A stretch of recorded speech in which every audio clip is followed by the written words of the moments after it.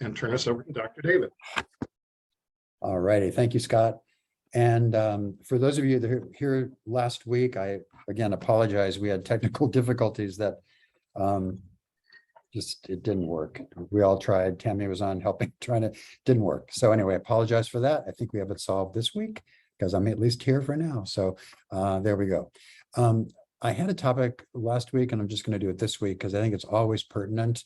Very often in the questions, in fact, at this webinar, we often get descriptions from partners talking about their the addict's behavior in supposedly in recovery, kind of in air quotes, and talking about certain behaviors they're doing or not doing. And we see it in our clients all the time. And I wanted to make this distinction between being sober in kind of quotes versus being in recovery, because I think sometimes we can spend a lot of time kind of going through our recovery process, checking boxes and kind of doing it, but not quite digging as deep as we need to do really to grasp recovery. Scott and I often talk about people we've known in our various fellowships who've been in program for year after year after year, 20 years, 30 years, who are either so angry or so labile in terms of emotional ups and downs. They obviously haven't done the work they need to really get into recovery. They may be sober, they may technically be sober, although I sometimes wonder about that too. But anyway, so tonight I want to just draw a distinction between what it is we mean when we're being sober versus being in recovery. So I'm going to just give you some scenarios or some examples about being sober, but not necessarily fully in recovery. And we see this, and you'll see these echoed in a lot of the questions we get right here in this webinar. When we're going to, when we're saying we're in recovery, but we're not going to meetings, we're not going to any kind of support groups, we're not really regularly attending a fellowship, we don't have a sponsor, we may not have a therapist, we maybe should be taking some kind of medication that we're not. So I think all these things, we kind of, sometimes people pick and choose. They maybe go to a CSAT therapist, but they don't go to meetings, or maybe they go to meetings, but they refuse to get into therapy, or they're still looking at what we call not porn, the not explicitly X-rated sexual imagery, but necessarily it's kicking off a lot of dopamine anyway. They're using it very much in the same addictive pattern. When we're white knuckling, what in AA, and I'm in recovery from AA alcohol, we talk about dry drunks, right? And these dry drunks where people are white knuckling their sobriety, they're technically fighting, every hour of their day to not act out, not use their drugs, but they're not really doing the steps they need to do to progress out of that white knuckle stage. That's another one. Not treating underlying issues. Almost every addict I know has some kind of traumatic experience in their past, right? And I think those issues really have to be addressed at some point. And as I've often said, not immediately in early recovery, because we're still kind of getting our grounding and our feet solidly on the ground in our recovery, but certainly within a matter of months, I think people have to start looking at whatever issues, and it may not be trauma, it may be other kinds of stuff, but they need to be addressed, because AA is not therapy, right? There's very distinct processes between a 12-step fellowship and therapy itself. But trauma, grief, a lot of loss with our clients. A lot of our clients have come through, they've lost spouses or children or parents, or had traumatic kinds of incidents they've never expressed grief about, they've never dealt with. We just kind of file it away and move on. And so all that kind of accumulated living that we have to do that we may not have really processed adequately can trip us up. Anxiety, depression, these different kinds of mood issues, life situations, hitting a certain age, having kids leave for college, having a divorce, all of us have life that continues. By the way, in recovery, I wish life's problems took a holiday when we first get into recovery, but life keeps going. And we have to really start to be able to accumulate tools to help us manage these emotional difficulties. Switching addictions. This is really common. Very often at Seeking Integrity, we'll get guys who have been in recovery from some kind of drug addiction or alcoholism for years and have been working a fellowship and consider themselves in recovery. But while they've been sober from drugs and alcohol, they've been acting out with porn or escorts or, outside their marriage, all over the place, still very much living with an active addictive process smack dab in the middle of their lives, but they're not recognizing it, they're not dealing with it. So really doing a really honest appraisal of our lives and seeing, okay, maybe I got this addiction under control, but have I played whack-a-mole? And is that addictive impulse coming out in some other way? You know, switching addictions is very common. The most common, by the way, for sex and porn addicts in recovery is work. It's that work, validation keeps us busy, keeps us avoiding dealing with feelings we don't want to deal with. So switching addictions is another sign that you may be sober but not in recovery. Then these other kind of behavioral things, blaming. How often do we hear from spouses or partners here saying, you know, their addict husband has been in recovery for a year, but is continuing to blame and be irritable, which is another one, irritability, anger, rationalizing their behavior, being defensive, being secretive, not being stubborn about not being willing to do certain things. These are all aspects of really kind of half measures, kind of that sobriety is missing, although they may say they're sober. And then I mentioned not porn. I just want to clarify that a lot of guys will give up the explicit porn, but then take up Instagram or Facebook or other kinds of aspects that we call not porn. And we call it not porn because you're still getting a very significant dopamine hit from looking at that stuff. It may not be porn per se, but people are using it like they would use porn to get the dopamine, to get into fantasy, to go off into their world. And so these are all just, there's many more. These are all just some examples of what that might look like if we're not fully embracing recovery. So when we get in recovery, what does that look like? So we talk about our disease, our addictive disorders being in remission, right? We know there's no cure. And that's one thing that is really important to understand. There's no cure for addiction, but we can certainly have our disease in remission. But it's always, I'm decades in recovery myself now, but I have no misconception that my addiction can come back very fast if I'm not vigilant all the time. But there's many gifts that come with true recovery. We eventually, and sometimes quite quickly, become free of the obsession, right? We're freed of that craving. We're freed of the mental obsession that can really drive us to some of those behaviors I mentioned earlier about blaming and being defensive. And when we're kind of constantly fighting and not really free of the cravings. When we've treated those underlying issues, and often, by the way, leads to some kind of spiritual sense, but it certainly leads to an increased level of comfort regarding our mental health. And if we've taken issues of anxiety or depression or whatever, and we've dealt with them, we've found a way to fill that void.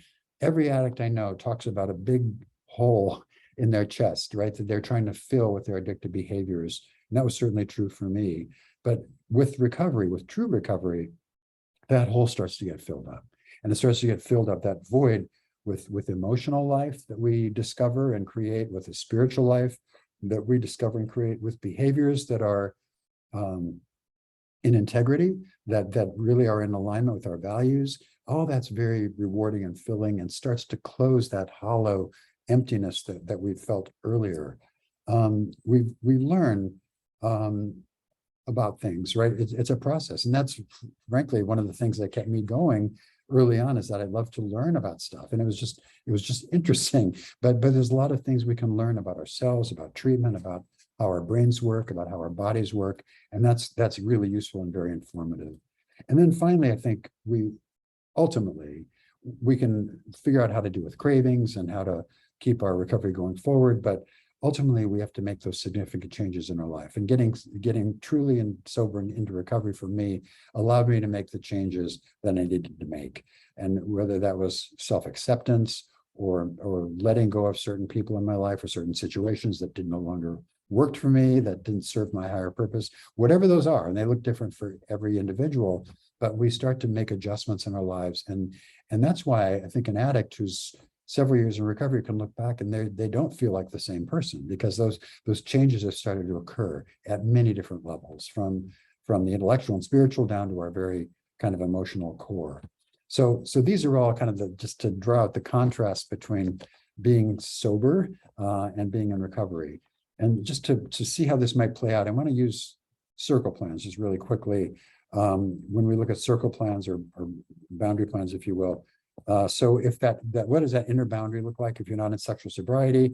So sometimes we just take a part of our addiction, right? We may take and this very often used to happen more than it does now because I think there's greater awareness, but people will say, well, I'm not having physical affairs, right? I'm not having sex with anyone outside my marriage, but they're still spending half their lives in fantasy, obsessing about other people, but they're not acting on it. Well, that's not recovery either, right? That's kind of doing half measures.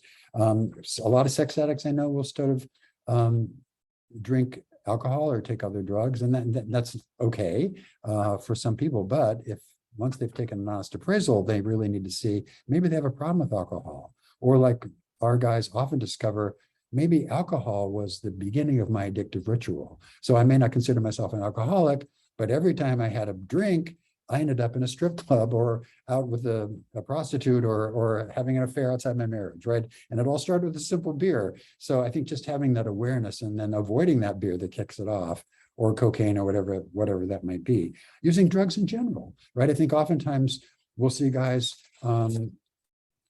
using some drugs they may think of as benign, like testosterone, which a lot of guys need as they get older, right? That's a legitimate medication for certain conditions, but a lot of guys manipulate that and use that for to increase their erotic desire, their arousal, or to get their hormones going, or things like Adderall. A significant number of sex addicts are truly ADHD and they're prescribed amphetamines, but they may abuse those amphetamines. Once in a while, they'll use more than they should. So really getting honest about all those areas of our lives. Flirting with, flirting, all that kind of stuff. You get the idea. Middle boundary behavior. What does that look like if we're not really living in integrity with our recovery? Overworking. I mentioned work and how easy that is to transfer addictions. Going online or alone, even to look at even things like that are innocent, like Facebook, as I mentioned, or the not porn stuff, but even spending hours looking online just to escape, right? Because what we do really well as addicts is to drop into that fantasy. We dissociate, we go off into that other world. And a lot of guys continue going into that other world without really engaging in the deep level of addictive behaviors, but they're still using that as an escape. And for me, I had to really wall off that dissociative fantasy state I'd stepped into, because that was no good for me.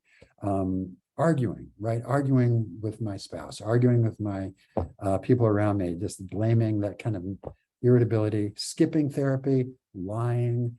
We see that often. I remember I have this in the middle boundary. A lot of people want to put that in the inner boundary, and a lot of us at Seeking Integrity really believe that belongs in the slippery slope section. Poor self-care, right? Not getting adequate sleep, not eating well, not taking care of ourselves, not exercising properly, and excessive worry. These are all some of the slippery slope things.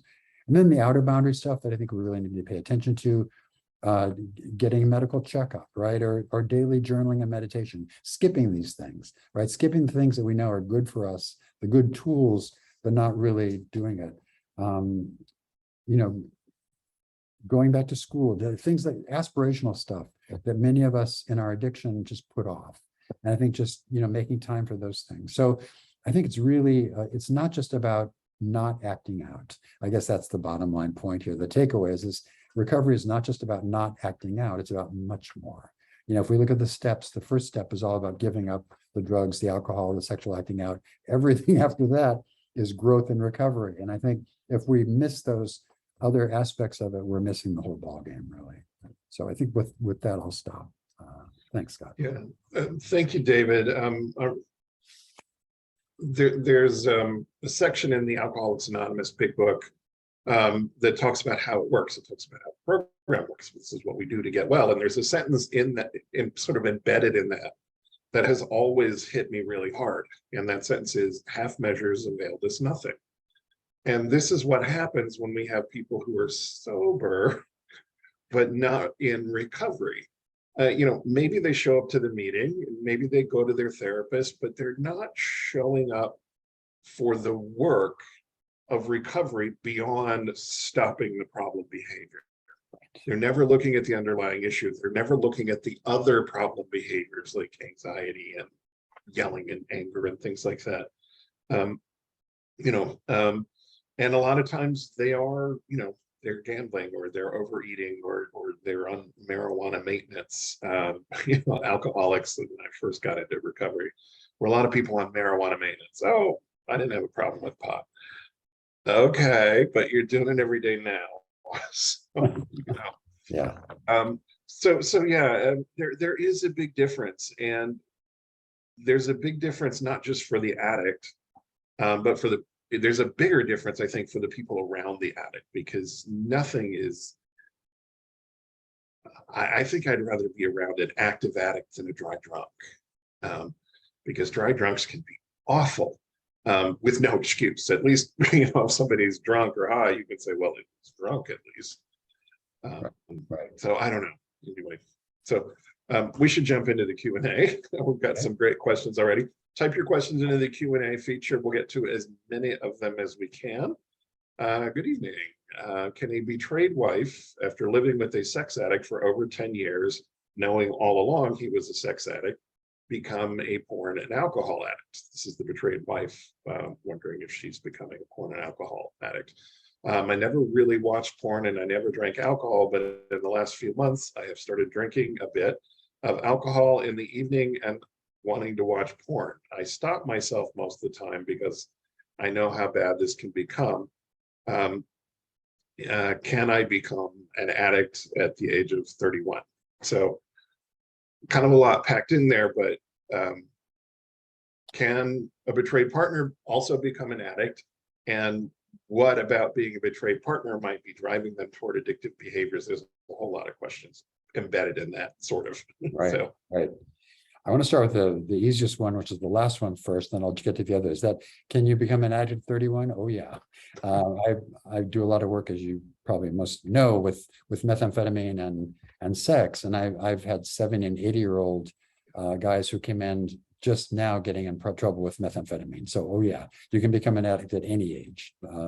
So yeah, and I, just to add to that, I live in Palm Springs, which is a very gay-friendly, mostly older community. A lot of people retire and move to Palm Springs, especially gay men. So these guys have been working their whole life. They've never done any drugs, and they come out here, and suddenly they get messed up with meth, and they're retired, and they blow through their whole retirement. It's addiction does not discriminate based on age or any other factor. So sorry, I cut you off. Go ahead. No, that's a beautiful example. So for the really core of this question, yeah, I think anybody has the potential to become an addict. And I think when we think about what does addiction do for us, it's a great emotional painkiller. Basically, it helps us step out of our pain. It helps us avoid issues. It helps us kind of, it gets this little fantasy space that as one client of mine talked about, as a couple hours of bulletproof happiness, right? Just step out of my life into this other world where I have no cares and no worries. I'm totally distracted. Anybody can be vulnerable to that. And I think particularly, a betrayed spouse, oftentimes they have witnessed and felt at such a visceral level the impact of addiction. The thought of addictive behaviors are just such a turnoff. There's no temptation. But for other people, even though they've seen all that, there's an appeal of addiction as that emotional painkiller piece. And I think, remember, addiction has different avenues, right? Some of it's genetic. And so many of us, whether you're male, female, betrayed partner or not, have the potential sometimes in our family lines to be steered toward addictive behaviors with one way or another. So many of us have potential for that. And I think it's a total plausible scenario to me that a betrayed partner, with this knowledge over such a long period of time, could start seeking comfort in some of these behaviors, him or herself. And so I think, you've obviously are keen enough on knowing what the signs and symptoms of addiction are, what the impact of them are. You recognize this as a potential problem. And I'd really encourage you to take a serious look at it.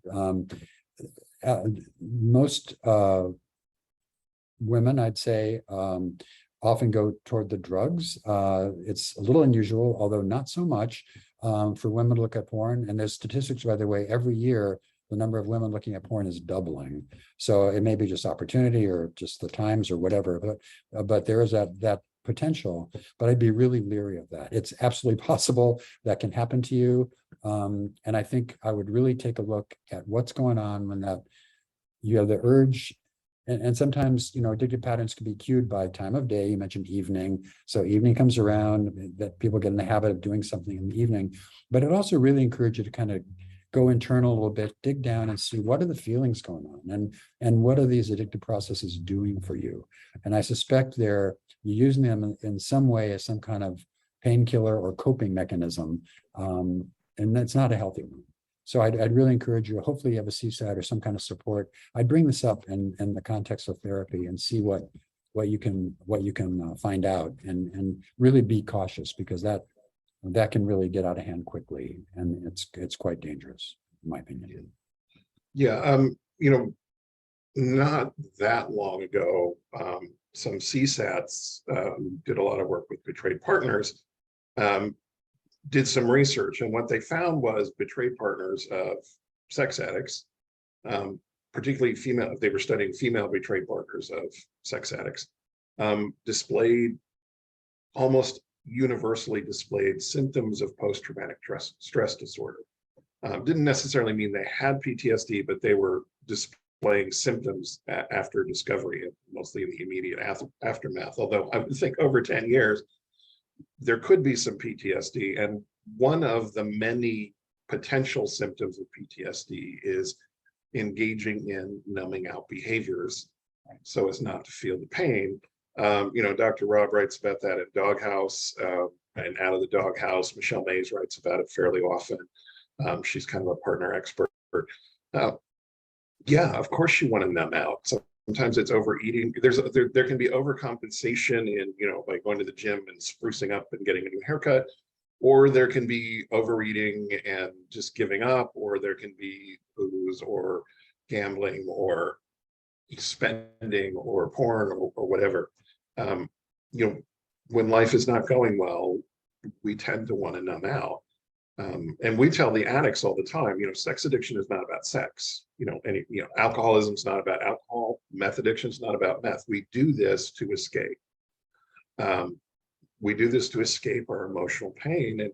And I'm kudos to you for recognizing the desire to escape right now with alcohol or porn and understanding that it could be bad for you. So, yeah. Anything else, David? Or no, I think it's just, I agree. It's good insight. And don't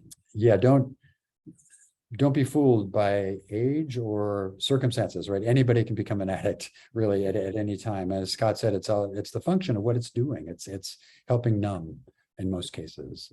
And so I'd go back and see how else you could deal with any feelings you're having in a healthier way. Okay. Love this next question. This is right in David's wheelhouse. I would like to know where you can find more resources on co-occurring or coexisting addictions among heterosexual men with sex addiction and meth use. I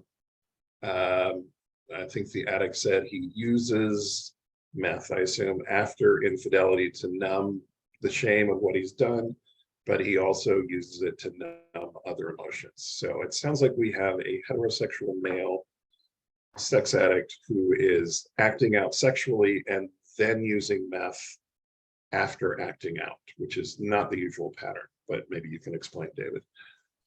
Right. So more and more, we're recognizing that a whole lot of heterosexual guys also use methamphetamine and women. Sex, and women too. Yeah, everybody. I think a lot of the work, including my own, has been on men who have sex with men, right? Or I've been gay and bi men, but we also know that there's a lot of actually heterosexual men who on occasion in their addiction will have sex with other men who don't consider themselves gay or bisexual in any way, right? So there's a lot of circumstances under which men may have sex with other men who don't consider themselves gay or bi. So that's one thing. It's not unusual. When meth is on board, we see this actually spiking in big time. And so right now we're seeing a phenomenon of heterosexual men with chemsex really getting into transgender kind of fetishes or transgender porn and being attracted. So this whole part of it is, we know from escalation, from tolerance that builds up with any addiction, where people need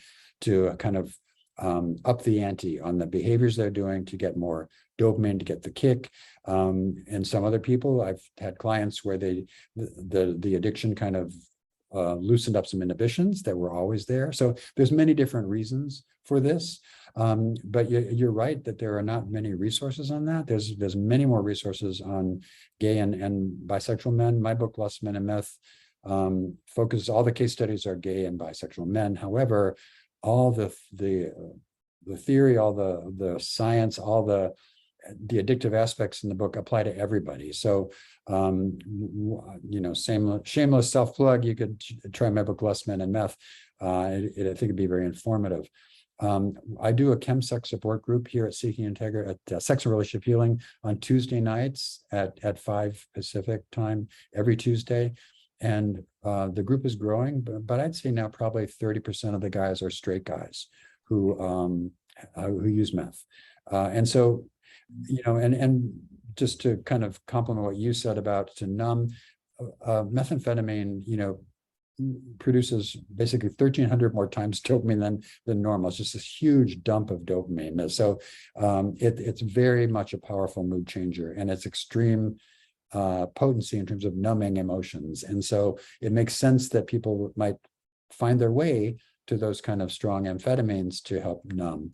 But to answer your question specifically, there's not a lot of work out there right now on heterosexual men and who have sex and use methamphetamine or other amphetamines. I'd encourage him, if he's interested, to come to our Tuesday night group. He's totally welcome. As I say, there's a lot of straight guys there. I do have a book that's delayed, but it's coming on the co-occurring drug use and sexual behavior, and chemsex for everybody, right? For gay, straight, men, women, not just amphetamines. We know that people use alcohol and even opioids sometimes, or other kinds of drugs to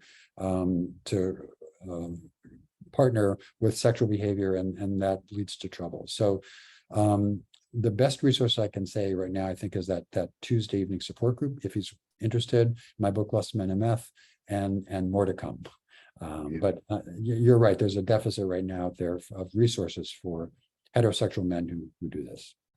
And Seeking Integrity Los Angeles, our treatment center, we do, in addition to treating straight up sex addiction, straight up porn addiction, we specialize in this paired substance sex addiction. And we get a lot of guys, both gay and straight, who have that sort of dual addiction. Right. David, correct me if I'm wrong. The normal pattern for sex and meth would be using meth before to disinhibit and ramp up, or during to disinhibit and ramp up. And then after the party, the guys usually switch to alcohol or barbiturates, or so they can come down off the ledge and get some sleep. Yeah. Right.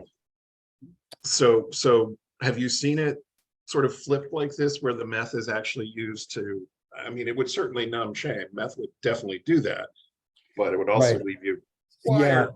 Yeah. This is very unusual, this pattern.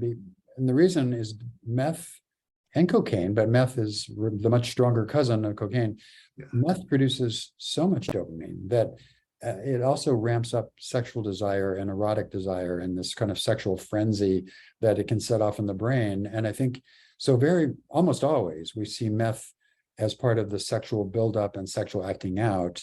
Can it be used to numb? Yeah, it can. But oftentimes chemsex addicts will, as Scott just mentioned, go to the benzodiazepines, the Valiums or the Xanaxes or the alcohol or the food or something else, opioids, even painkillers, Benadryl, anything to kind of numb that shame afterwards. So this doesn't quite add up to me. I think, I just wonder if maybe the meth is being used somehow as part of the buildup as well. That's based only on the normal pattern that I see. If you had him in the office, you'd be grilling him a little bit. I would.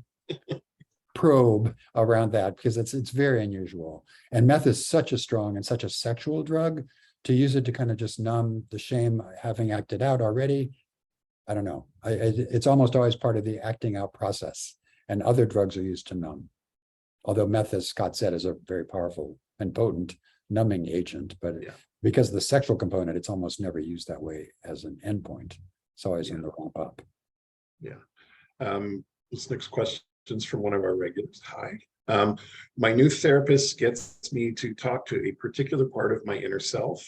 It feels weird. How does this type of therapy work? How is this different from writing down what you want to stop doing and reading it back to yourself? So I'm not sure if this is IFS or inner child work or a combination or what, but all yours, David. Yeah, so this is a great therapy, first of all, I think. What we know, if we just do kind of talk therapy, standard talk therapy with addiction, because of all the complicated trauma and emotional experience and the trauma even of the addiction itself, talk therapy by itself doesn't really work as well as adding this kind of depth component. And what I mean by that is that kind of going more inside and taking a look. And we have found over the last 10 years, particularly 10, 15 years, that if we can help people understand aspects of themselves, it's much more powerful at making change. There's Scott mentioned IFS is the probably sounds like this is in what's called internal family systems, where, and it's a really potent therapy where the therapist, it's a little bit. It's not about your family, by the way. It's about your internal family. No, it's the internal. So it's a little bit in more extreme forms, almost like split personality, but it's not. And that's why I think it feels weird when someone's doing it. So the client would get to know these different parts of themselves, and there's protector parts, and there are wounded parts, and there are parts that are not even accessible, they're kind of hidden. And so by getting to know, especially the protector parts, and having dialogues with them, you can really start, and with the therapist, by the way, you can really start to identify which pieces, and it's extremely helpful for a client in the moment is when they're having a reaction to say, okay, well, now I know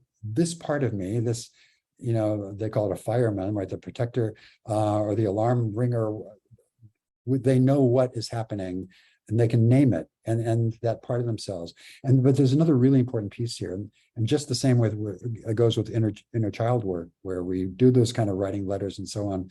And that is to really embrace all those parts of ourselves. A lot of clients come in and want to just kind of discard that part that's, the victim, or the one that's always gotten them in trouble, or the one that speaks up when they shouldn't, and really what these kind of therapies help the client understand is that all those are pieces of themselves. First of all, you can't just disown it, but they're parts of yourselves that think they're trying to help you. And they're usually child parts, right? They're parts that evolved years ago when there were no other resources that we have as adults. And these parts, they survive. And what the goal of that therapy, by the way, is to recognize them, name them, dialogue with them, and have them step back.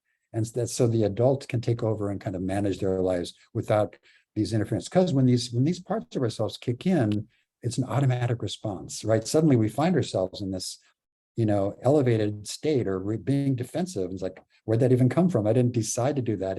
These parts jump in.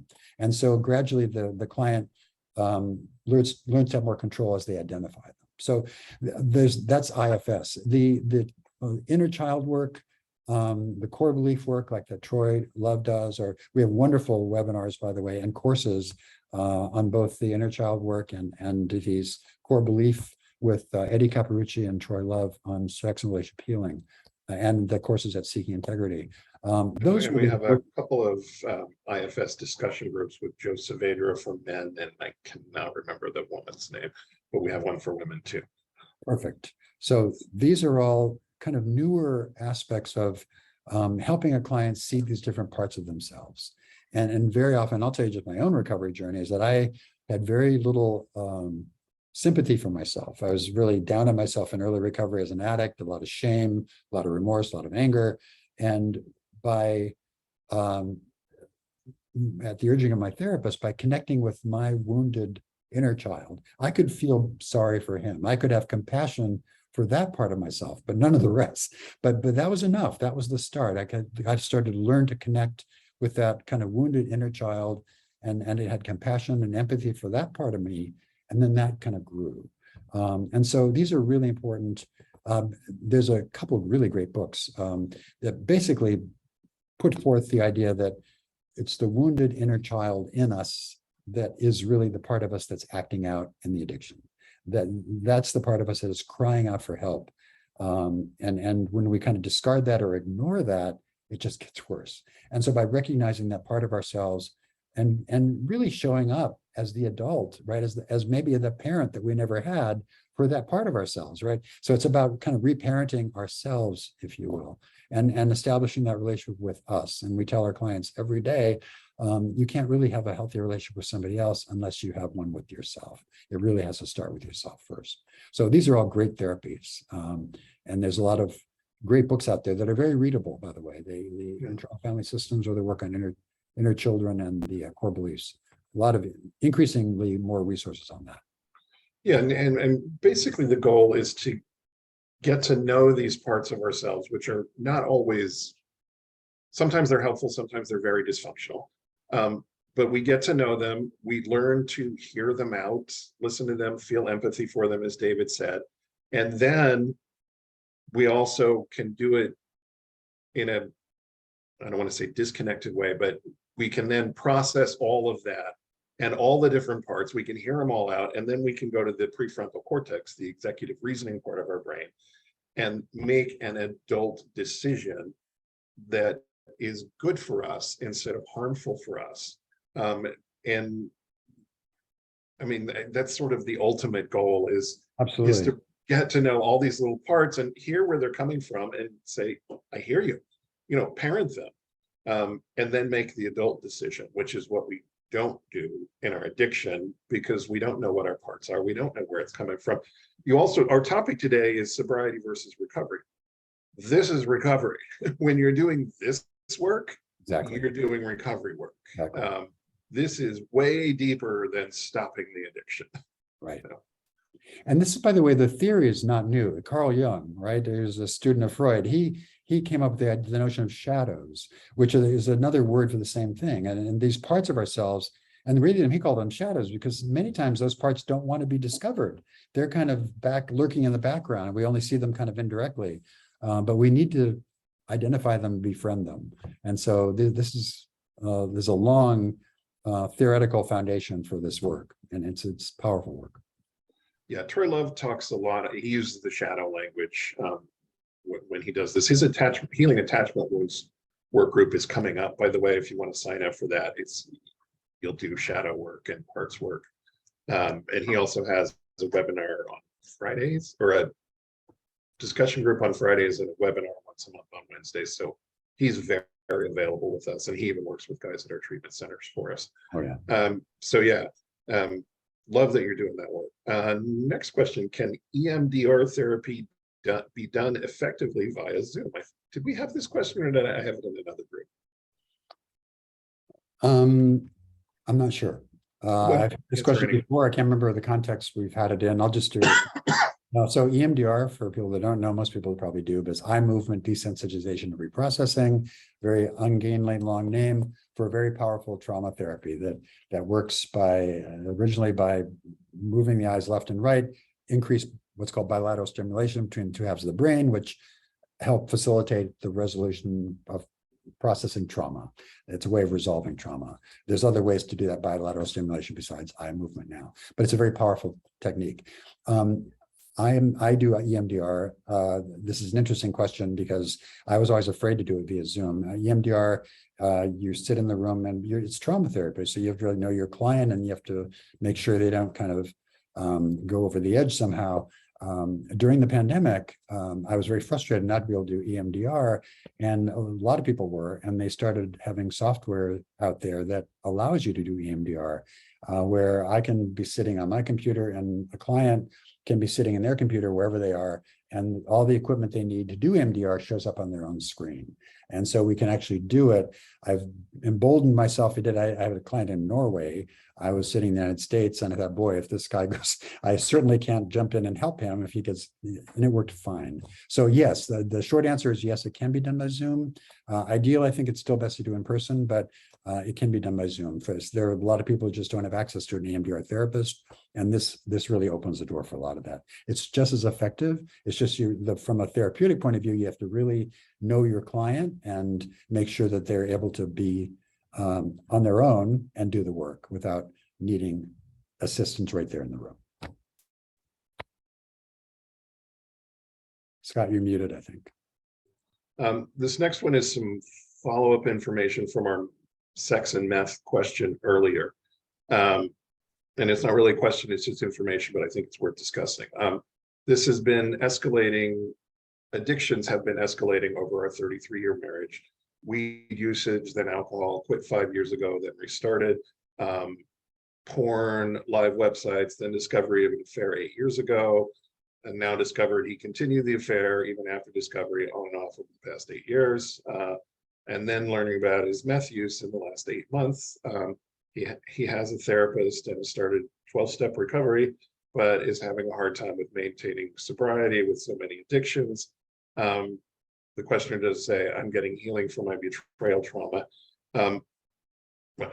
Is this a normal pattern, and would this addict benefit from inpatient treatment given the information we now have? Yeah, that's exactly where I was going. When we get so many different addictive behaviors, and first of all, it's a pretty normal escalation.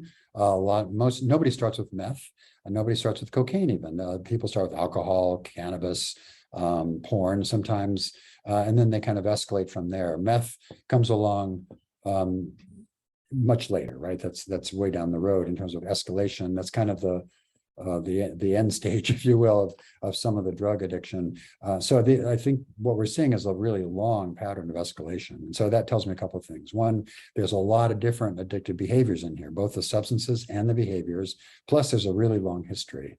And I think for this kind of client with that many complications, I think residential treatment is probably a necessity, just because there's too much going on. If I would have this therapist, if I would have this client as an outpatient therapist, week up, 1 week for an hour a week, there's just no way, because you'd be playing whack-a-mole with the different behaviors and addictions. I think this person could really benefit from an intensive experience somewhere that deals with the whole thing all at once, including the underlying issues that may be there. But I think, yeah, this is when we see this duration of acting out pattern and the escalation, moving from one thing to the next, and now when you're getting some of these really serious intensity addictions, which, by the way, the four most dopamine producing addictions on earth are methamphetamine, cocaine, sex, and porn, right? And so when we start to combine those, it really is a nuclear kind of thing. And so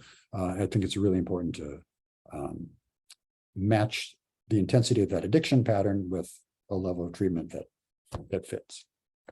And shameless self-plug, if you're going to get substance sex addiction treatment, seekingintegrity.com. Yeah.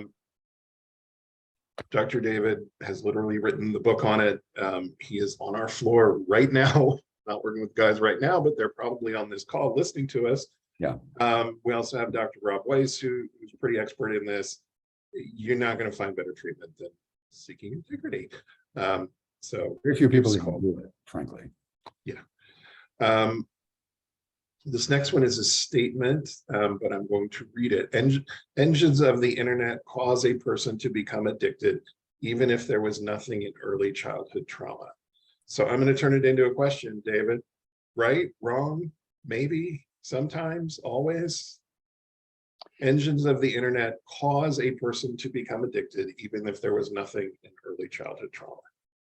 So it is true that there are really powerful algorithms out there where people, they're designed to appeal to our brain's organization and structure, and the rewards that we get from things, and the competitive nature, and the the fact that it keeps us glued. And that, like in the case of Facebook or Instagram, those are to sell us things, to give our eyeballs in that feed. But in Las Vegas, the slots are to for the house to make money. So there's many different contexts. So yeah, I think internet engines, different algorithms and different activities are incredibly appealing, and they're like, crack for our brains, really, because they're very hard to resist for the brain. I think what we're really talking about here is levels of vulnerability. And I think certainly trauma and other kinds of adverse experiences. And by the way, we have a lot of research on this the last 20 years.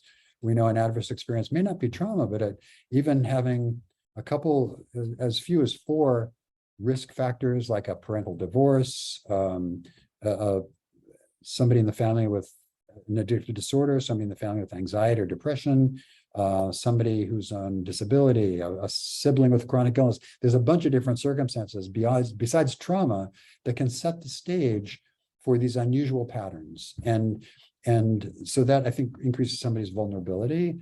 I think most people, now the algorithms are getting stronger, right? But I think most people who don't have that background can probably engage in some of these potentially addictive behaviors on the internet and not succumb to them in an addictive way. I think for an addict or someone who's going to become an addict by using these things, those are not just a thrill in and of themselves. They're a thrill plus they numb other pain. They provide a fantasy escape. It's a little more complicated than just looking at something or acting out and becoming an addict or not. It's a whole dynamic of numbing and escape and fantasy. But I think, doesn't necessarily have to be trauma, although there often is trauma. But I think there are vulnerabilities of one sort or another. And it may be, as I said earlier, genetic, right?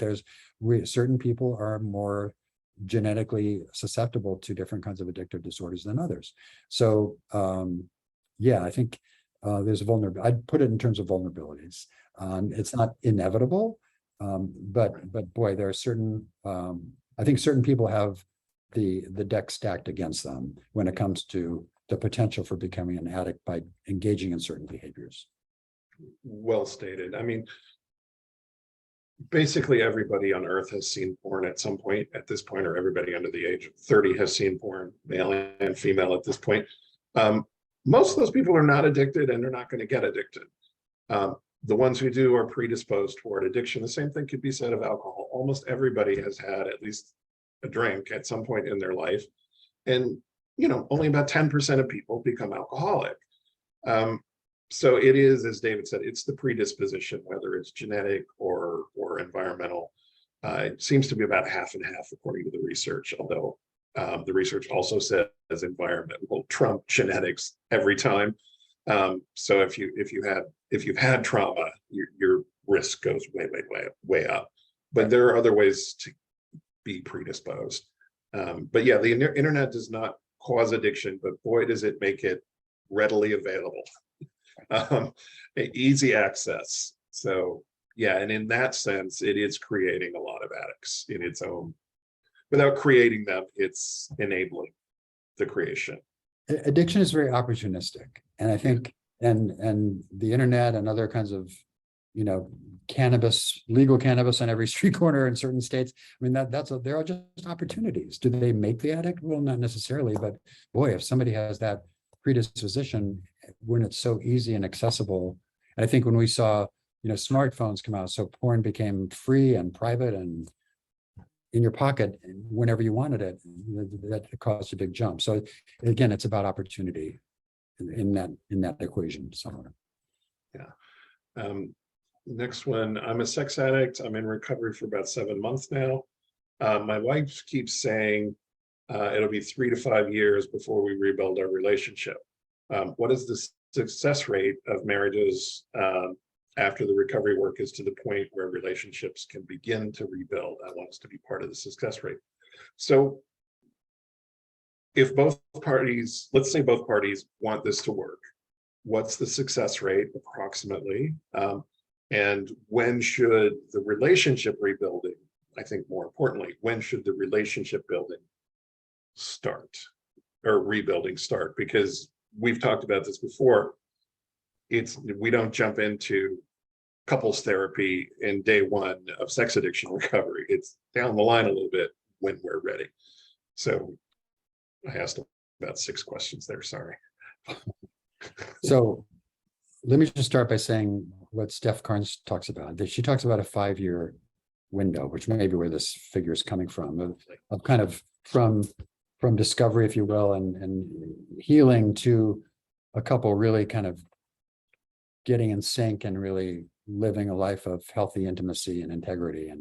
And we know that if they can do it, if both parties do the work, especially the addict, I think, but if the partner gets support and gets what he or she needs as well, that there is this great potential for relationships to actually be much more intimate and successful than they were before.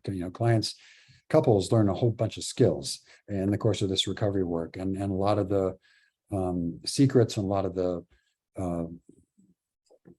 things that weren't talked about before come to light and are healed or not. But I think if the intention is there and the work is put in, there's a good chance of success. Now, addiction, there's relapse, right? We know from this, but that doesn't necessarily mean that it's not ultimately going to be successful.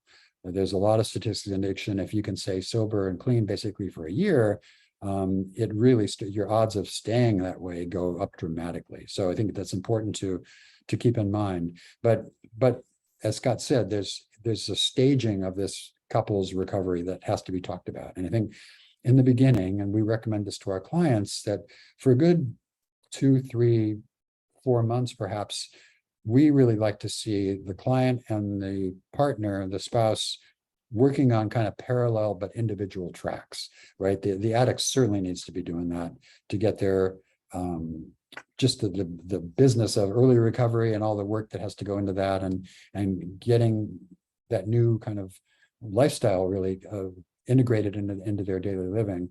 The partner also may have trauma, may have other kinds of work, may need to be dealing with some of the things that have come through disclosure. I mean, there's a lot of bumps in the road here that come along, a lot of opportunities for the coupleship to really rupture. But if it's handled well, if the footwork is done on that individual path, I'd say then once disclosure occurs, then that's when the relationship really can start to be healed in earnest, right? And as Scott mentioned, couples therapy, I think I can say most of us here at Seeking Integrity believe that couples, there's a very important role for couples therapy, couples counseling, but not in the beginning, right? Because I think we all believe that individual track for 3 or 4 months is really important to let each person kind of get their footing, get their grounding in their own work and their own recovery programs. And then once that relationship, once the air is cleared with the disclosure, once the statements, the impact statements and all that have gone back and forth, then that really sets the stage for the next phase of healing. And that is where I think couples counseling can be really effective. And couples counseling to me is skills. Remember, in couples counseling, the client is not either party, but the relationship itself. And I think too early in the addictive cycle, in the recovery cycle, rather, you don't want to be dealing with the couples work so soon. Now, the one exception to that, I think that's sometimes useful.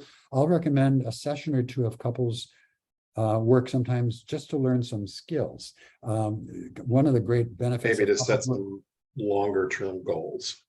Yes, exactly. So communication skills, learning how to talk to each other, learning how to argue, right? Learning how to set goals as a couple, going forward, and how to have their needs met, working on boundaries. All those things are long-term projects, but those skills in the beginning, especially learning how to talk and communicate, is really important. But generally, the couples work, I think the great benefit from couples work comes down the road. Now, that then blossoms into this longer kind of multi-year program we're talking about. And we do know it takes time, right? It takes time to build the skills, to build the networks, to build the trust.